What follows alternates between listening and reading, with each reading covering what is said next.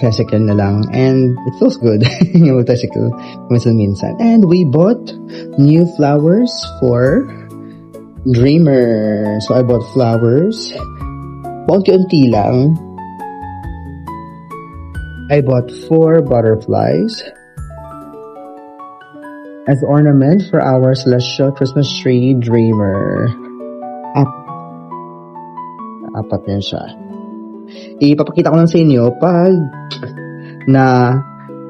nalagay ko na siya. So, these are what we bought for today's video. So, yun guys.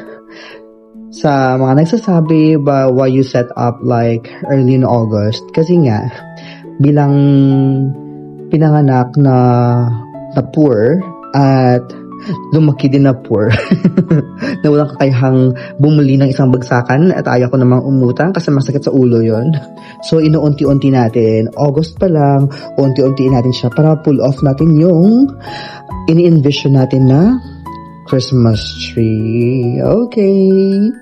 So guys, update ko kayo pag may bago sa ating Christmas tree. That's all for this vlog.